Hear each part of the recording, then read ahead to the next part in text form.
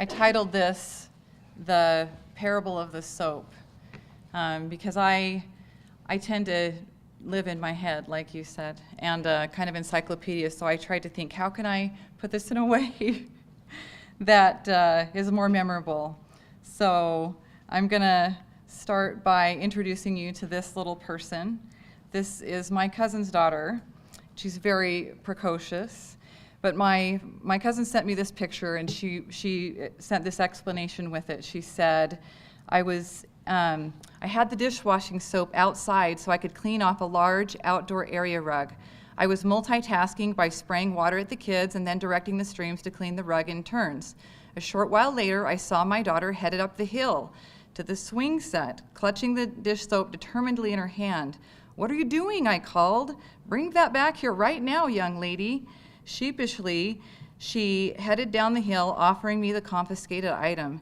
She looked up at me through wet strands of hair hanging in her face, and as she explained, pointed, "But Mom, I was going to go down that slide." As I looked closer, I saw that she had covered herself in slippery dish soap, and I realized she was planning to douse the slide in the green slimy liquid as well. Oh my word, this child is just like me. I heard that story right when I was preparing this, and I just thought, this is perfect to explain something. Our grandmother once told me that vigilance is the price of parenthood. And my cousin and I have since learned that from our own experience, as I'm sure every other parent on the planet has as well. We know that child-proof really means child-resistant, that something as common and ubiquitous to childhood as peanut butter can still leave a giant mess, and non-toxic washable markers can still leave an undesired mark when improperly used. You know, for me, the peanut butter incident was something that I could laugh about eventually. It takes a lot of dish soap, by the way, to break up peanut butter and clean it up. But all joking aside, don't we as parents know that for some kids, even something as simple or common as peanut butter could be absolutely fatal? You know, we talk a lot about today that there's no one size fits all. And these are just my funny little stories of saying, you parents, you know, we're the ones playing this game with our children every day, trying to keep them safe. So what does this have to do with competency-based education? When considering the merits of any program or reform, we can't just focus on the tool or the item itself or a single piece of legislation. We have to see the bigger picture to understand how it will interact with what is already there. A useful tool can be messy or even dangerous in combination with other factors. And in my mind, this is the key to understanding the true impact of competency-based education today. Competency-based education is not new. Here is, this is a Washington Post article from 1977. And it says that they were implementing competency-based education. It says competency tests set in 26 schools. And it's in Washington. And they're trying it out in 26 schools in this pilot. And the superintendent of this pilot says, the materials will be standardized, the lessons will be standardized. We're taking the play out, we're taking the guesswork out, we're putting in a precise, predicted treatment that leads to a predicted response. The basic idea, he says, is to break down complicated learning into a sequence of clear, simple skills that virtually everyone can master, although at different rates of speed. There has to be a well-defined series of objectives for it to work, and a step-by-step curriculum that gives some way through mastery tests to know how you've met the objectives. And then the article says at the very end, oh, and there's some people who criticize it as rigid and mechanistic. So we must be very careful, says Lawrence G. Durthick, a former U.S. Commissioner of Education, about adopting any mechanical system of producing children like objects. There are so many complicating factors in each child: emotional, psychological, the home background, the sensitivity of teachers. There is a danger in trying to turn out children like nuts and bolts or steel pins. Human beings are more complex. So here we are 40 years later, with Utah just having passed our competency-based education pilot this past spring. It was Senate Bill 143, sponsored by Senator Stevenson, and the pilot is to start in at least three schools. And the bill language includes word for word the definition of competency-based education put out by a national foundation for online learning called iNACOL, which is funded by all the usual names, the Gates, Nellie Mae. But it's basically outcome measures broken down in little pieces and regularly assessed. But we have a new way now. Why are we doing this again 40 years later after these same arguments? Because we have a new way. We're going to implement it right this time, right? Isn't that always? We just didn't implement communism correctly yet. So we have to try it again, because now we have the technology to do it better. So the new thing is basically that it's primarily based on computer-based platforms or online learning or blended models, so the technology is the difference. So sticking with my metaphor, I've made up my own mnemonic device for competency-based education, and that is software options for academic personalization, or SOAP. So the sales pitch goes something like this.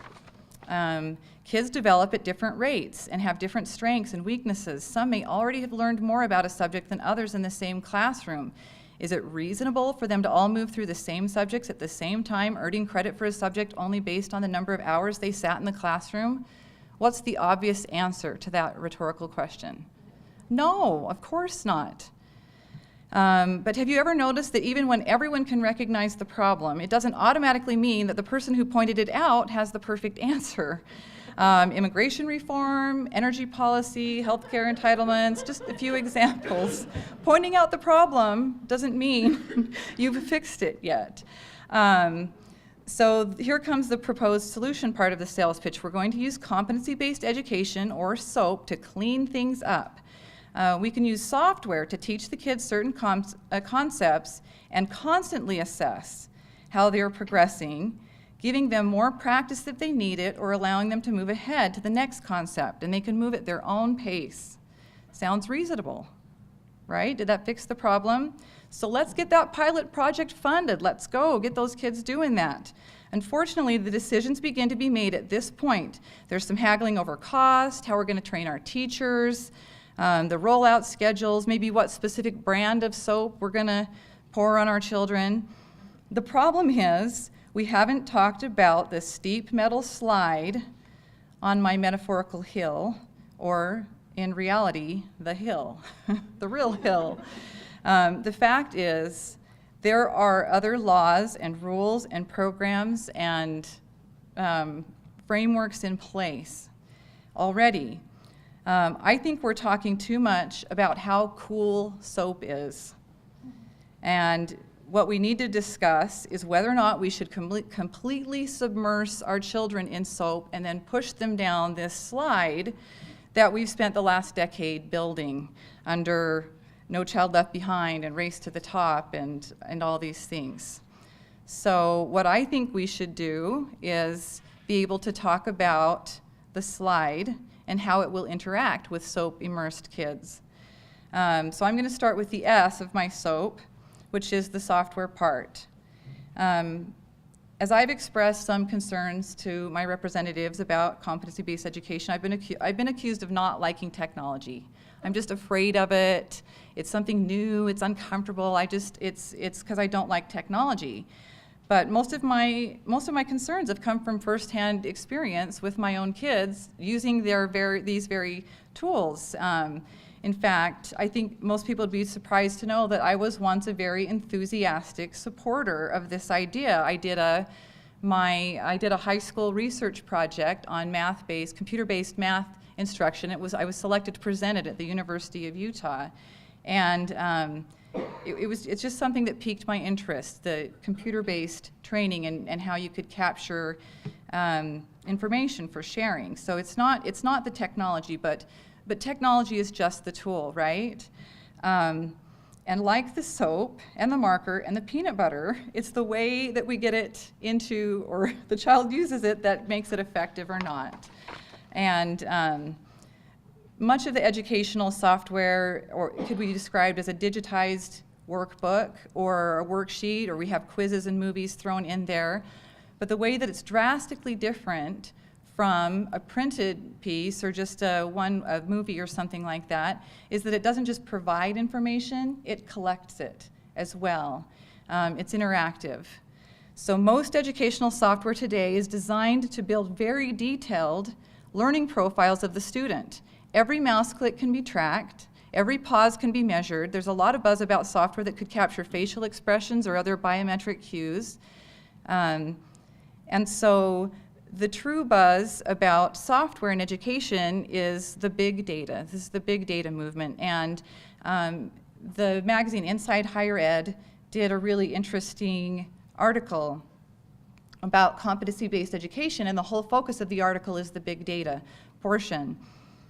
And in the article it says, the so-called big data movement, which has been largely co-opted by the for-profit education industry, will serve as a portal to fundamental change in how education research happens, how learning is measured, the way various credentials are measured and integrated into hiring markets, and who is at the table making the decisions about these things, he says. It's all up for grabs. This is a professor of education at the Stanford University. So it's not just whether it's effective to teach the kids or not, it has these other effects on how people move on to further opportunities in their life, who owns the data. Do you own your own data? Does somebody else own your data? How are we talking about that in policy? We're really not. It's kind of the wild, wild west, the big land grab of data, and your kids kind of in the middle of it. They're the stake that everyone's trying to be a stakeholder of.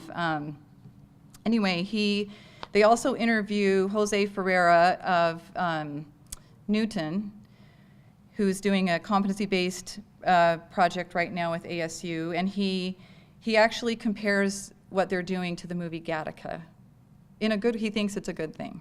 I don't know who's seen that movie, but it's kind of a weird sci-fi movie where the predictive analytics of people's DNA has gotten so good that people are kind of eliminated early on in their lives who don't have a good predictions about their lives. And it's about the one guy who's kind of working against that system or tricking it. But anyway, he says, in education, if you do the work, tagging everything down to the sentence, it starts bleeding data.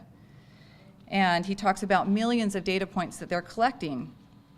And so he admits that the stakes of who sees a student's education record and what they do with it have never been higher.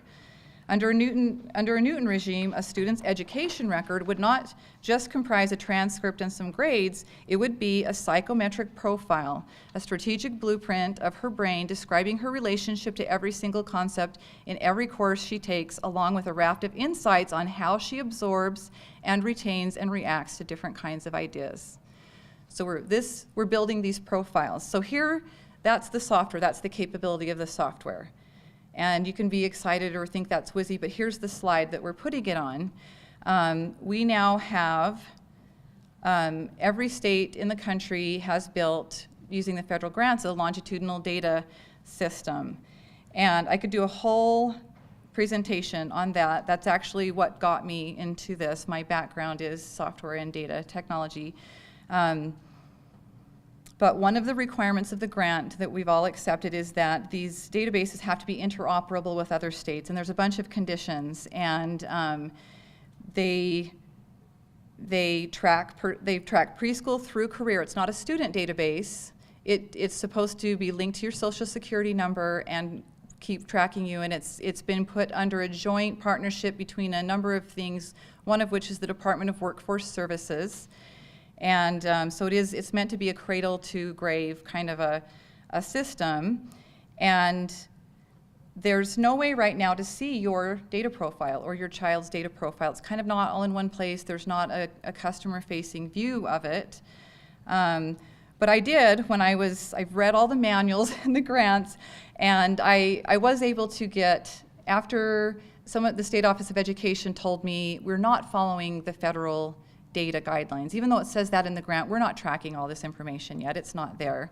But I was able to go and in the school that my child was in at the time, I sat down next to the secretary and she logged into the system, and I went through screen by screen by screen every little field, and without exception, every field of the federal data standards was there. They weren't filling them all in yet, but they were there in the system in my child's school.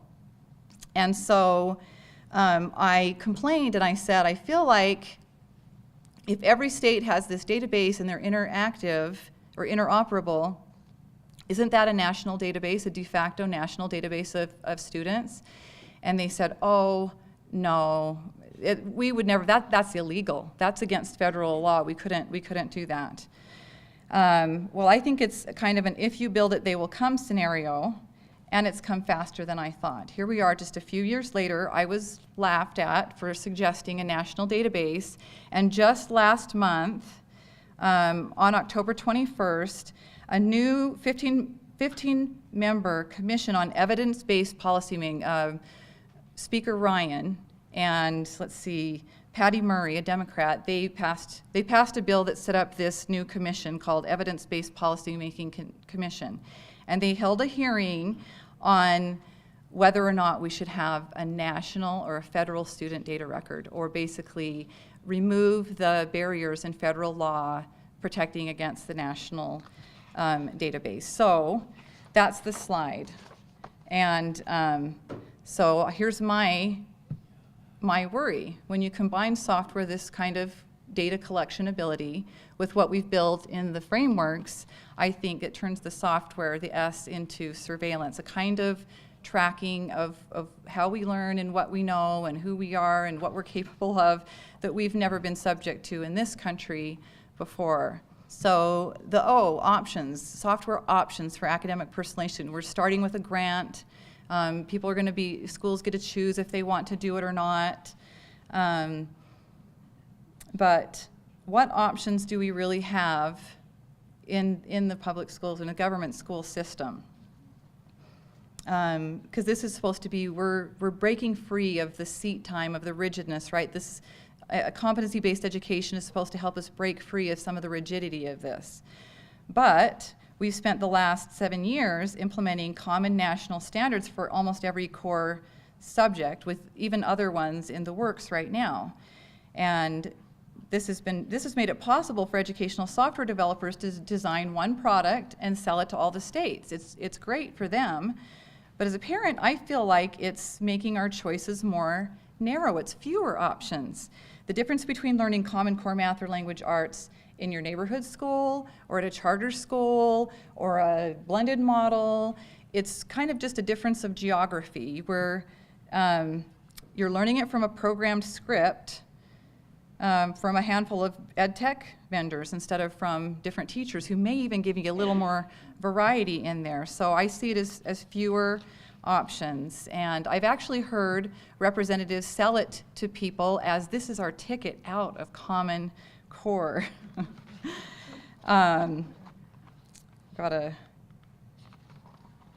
This was an article, was it Forbes? Anyway, this Michael Horn, he's written a lot about Common Core and he's a big fan, but he makes the case here in this article for why competency-based learning is what's going to actually save the Common Core, because it's going to take out the variable of the teachers who keep messing up. The implementation is the short version of that. So basically, competency-based education isn't anything different than it's still a linear system, it's an outcome-based system, it's a assembly line factory model of education, and all we've done is we've put a little knob on the machine that says you can go a little faster or a little slower, but it isn't anything different in my mind. So one of the most outspoken evangelists for competency-based education is Mark Tucker of the National Council of Education and Economy. And he was actually invited here to Utah last year to be the keynote speaker at a joint education conference it was a summit on competency-based education for everyone in the whole state who had anything to do with education.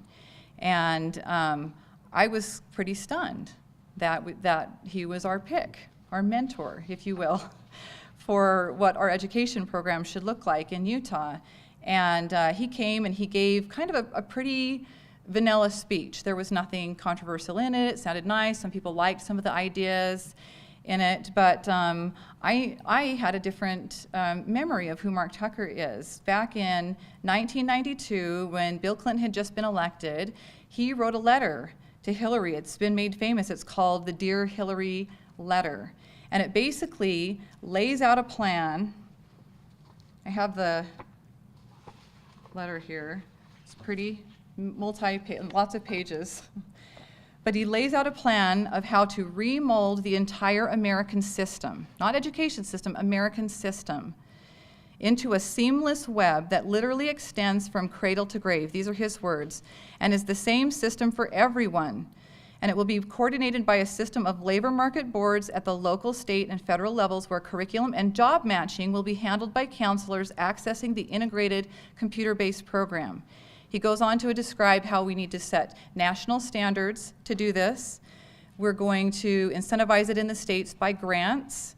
We need to collect data. We need to have a stronger role for workforce ideas in education. And he even at the end of his letter suggests that they use the Charlottesville model, which was a convening of the governors, where you get the buy-in from the governors, and that's how you take it to the states and get buy-in. Well, as we know, that's exactly what we've witnessed.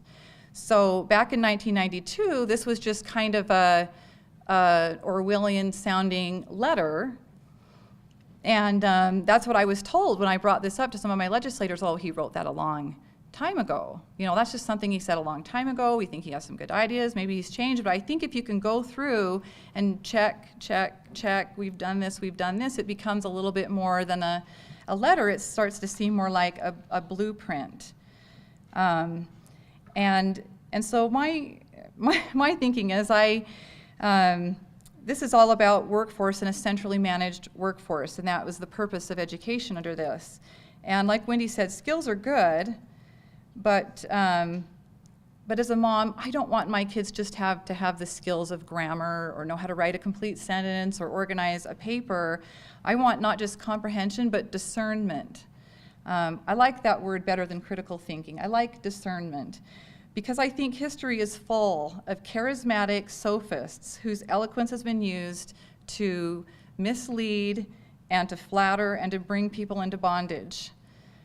Students don't just read literature like Shakespeare because iambic pentameter will help them land a job, but because they would also be self-governing citizens who would vote, choose mentors and friends, and who might gain some wisdom from the story of a respected leader named Othello, who was tricked by the cunning words of his advisor Iago. We have to be educated enough to govern ourselves, and I don't think that happens when we are educated in a submissive way. But this is what the software looks like to me. And I'm seeing students, it's not just the ideas that are being shared, but even the way that they're testing the ideas. Our kids are writing, they get 3 excerpts, and they have to take an opinion. There's 2 sides to the argument. You have to write an opinion, and then it's computer graded. And the outcome of that, I think, that year after year, is that our students are writing to please algorithms, and they're losing their own voice. I've seen my kids treat it like a game. They're not writing with a purpose for their writing. They're writing to see if they can get their score higher. And they change what they say to get the score on the test higher, and it has nothing to do with the content. And I think there's even a more subtle thing happening, and that is that they are learning the lesson that truth, or the right answer, is whatever can be supported by a well-constructed sentence or quoted from a prestigious source. And I love this quote from C.S. Lewis. It kind of just sums it all up. If education is beaten by training, civilization dies. There's another quote Anthony Esolen. He's a professor of literature who's been really outspoken against the reforms going on in education. And he says, "We are not programming machines. We are teaching children. We are not producing functionaries factory-like. We are forming the minds and hearts of men and women to be human beings, honoring what is good and right and cherishing what is beautiful." So anyway, I'm going to just say we've taken any kind of options or opportunities in education and matched them with national standards and the idea of a workforce pipeline, and the O turns into occupational training, very specific end, with a very specific end in mind. So the A is for academic. I think several people have touched on this today, and I just want to bring out one point that it's not focused on academics anymore. I think Wendy kind of already made that point, so I won't belabor it, but there's a new competency. The way it fits in with competency-based education, it goes back to what I said when Senator Stevenson took the language from the INACOL. It didn't just talk about competency in academic core subjects. There's a line about competency of their dispositions. And under the new Elementary and Secondary Education Act, called Every Student Succeeds Act, there's a lot about what's called SEL, or social and emotional learning. And under this new federal law, they've actually added as one of, you have to have as one of your state's accountability measures a non-academic factor. And the way they word it in the bill right there, it could be open to a lot of different things. But throughout the rest of the bill, there are a number of grants specifically funding social emotional learning projects and software and different things. And so it's kind of like with Common Core. They didn't come out in the Race to the Top grants and say you have to adopt Common Core to get this grant.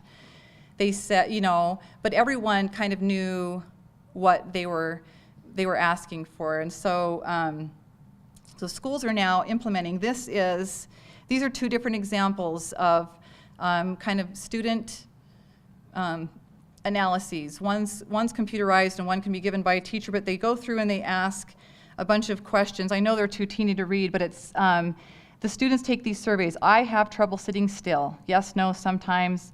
My teacher is proud of me. My parents trust me.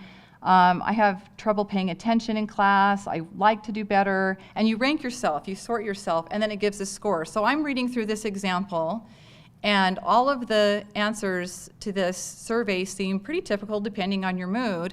But the score here says that this student, who I would think were totally normal answers, is marked as an elevated risk, 1 point away from an extremely elevated risk. And now, because we know that they're tracking the data, it's not just to inform the teacher, it actually becomes part of your profile, this learning and data profile for you. And anyway, so this woman, well, I'll let it play first and then I'll explain it. What if we could make meaningful progress on every major social problem of the 21st century with a single solution? As a math teacher in the public schools, I saw too many children fall short of their potential. Both of my parents are cancer survivors. Watching them beat the disease made me want to help people make better decisions on a daily basis. There are so many urgent social problems. 40% of premature deaths are linked to habits that can be changed. 1 in 3 families has no savings at all. 1 in 4 students never earns their high school diploma. Getting people to consistently make better choices will reduce these problems and many more. If you repeatedly reward good behavior and pair it with memorable cues, positive routines become instinctual. We'll use technology to make good decisions easier. Turn daily burdens into things you look forward to. Teach skills and knowledge that are critical to success. Until now, no team has had the interdisciplinary expertise and the time horizon to say, we can solve this problem. We have united the world's experts on behavior change. With innovative partners in health, education, and finance. If we can solve enduring behavior change, we can address every major social ill that confronts humanity. Okay. This isn't a movie trailer for a horror movie. This is actually this woman, Angela Duckworth. She's been one of the leaders in using social emotional learning in schools to help behavior. And she was part of a pilot in California that they were going to do for the students for this accountability that I just talked of. And when she realized that they were going to use subjective things for a kind of federal accountability, then she backed out. But she's obviously still enthusiastic about the idea as far as I can tell. And this video is their application for a specific grant that they're trying to get. And I took a closer screenshot because I want you to see who these partners are.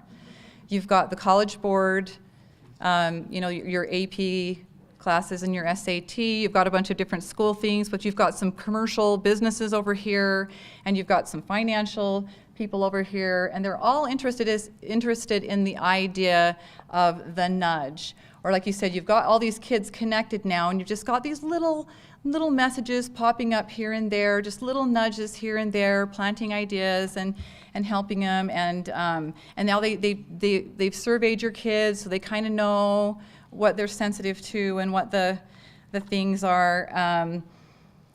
So there's I have to say this word. So Cass Sunstein, who's an advisor of Obama, and he's written a number of books on the idea of the nudge, but he actually uses the term libertarian paternalism. People are free to choose. They haven't taken your choice away, but they're approaching it very deliberately from the idea of central government. So it's paternalistic, he's admitting it, but it's libertarian. They're just helping you make better decisions. And the guy who reviewed one of his books, Jeremy Waldron of the New York Review of Books, he read the book and he wrote this at the end. He's like, I wish, though, that I could be made a better chooser, rather than having someone on high take advantage, even for my own benefit, of my current thoughtlessness and my shabby intentions. And that reminded me of another quote that we're probably more familiar with, of all tyrannies, a tyranny sincerely exercised for the good of its victims may be the most oppressive. It would be better to live under robber barons than under omnipotent moral busybodies. The robber baron's cruelty may sometimes sleep, his cupidity may at some point be satiated, but those who torment us for our own good will torment us without end, for they do so with the approval of their own conscience. And I have to ask, do we let central planners define what competent social attitudes are, what competent dispositions are? And do we let software train it and measure it and government track it? Please, it's parents, right? It's so, anyway, I think liberty necessarily includes the freedom to fail. I think that is one of the purposes of this life, is to come and to make choices and to make bad choices and to fail and learn and be better, and that's how we'll progress and grow.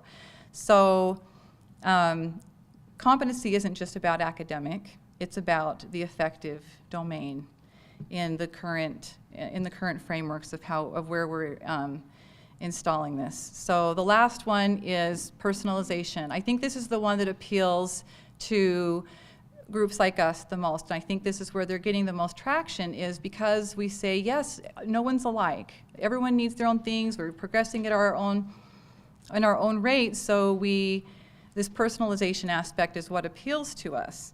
And so again, I have to say, look at the slide. It's all predetermined.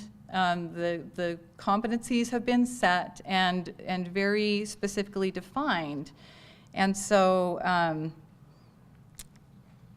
and even more so we're used to this. We take a class and we take a test, and we take a class and we take a test. But when we're in competency-based education, it's broken down into even smaller bite-sized pieces. And you have to get over even little smaller hurdles before you can move ahead. And so you can say we can progress at our own rate, or you could say maybe you've put more hurdles in front of you to progress. It's kind of a two-edged sword, I think. But Aristotle philosophized about the liberal education, and that it was for the free man, a man who wanted to be free, needed to have the kind of education that helped him reach a higher level of thinking, as we've talked about.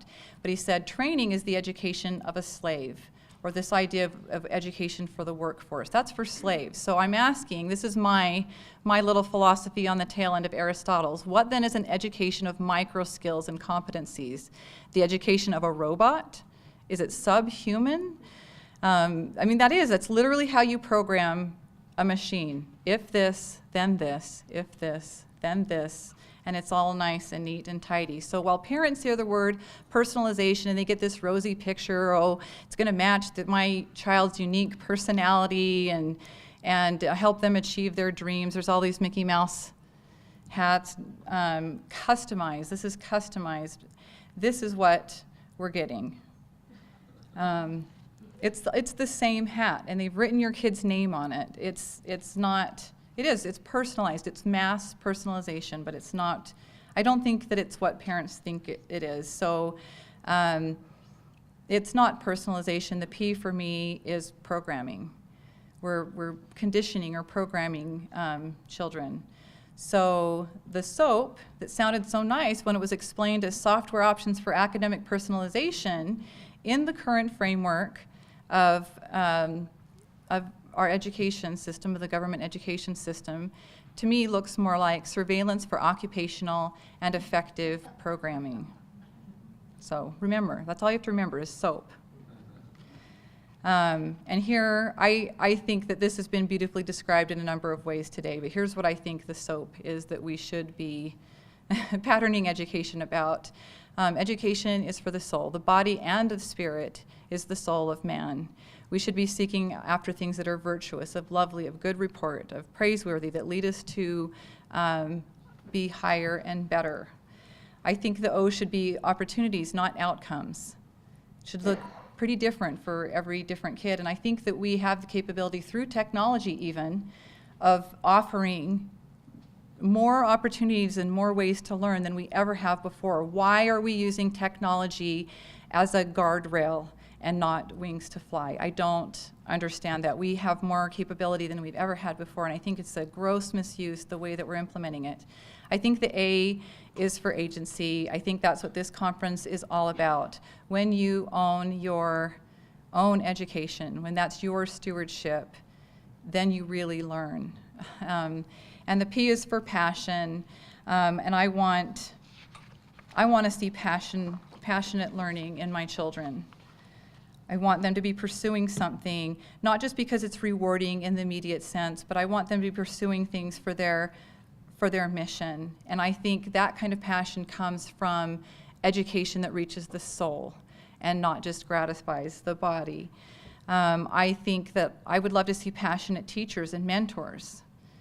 And I've seen them in the public government school system. I've seen parents that are passionate teachers. I've seen grandparents and neighborhood mentors. But the key is that they are expert in their own subject and they're passionate about it. And they're not trying to be all those things that you read. They're not trying to replace the local clergy, be surrogate parents, be welfare administrators and amateur psychologists. Just be passionate about their subject and share that with others. And parents, I think parents need to be more passionate, and I think part of that is defining what we truly believe education. What is the purpose of education, and why are we here? And like I can't say it better than has already been said. And for legislators, I'm going to break with my pattern here.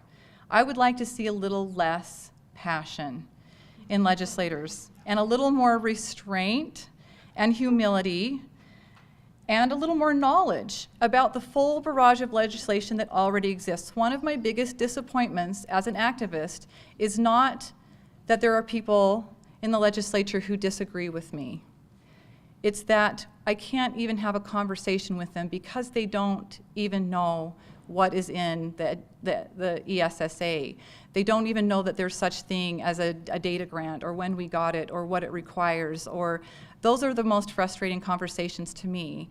And I think that there's a saying that says, people don't care how much you know until they know how much you care. I'm going to flip this around for legislators and say, I really don't care how much you care about my kids until I know how much you know. And I'm a little bit tired of the experiments. So anyway, that's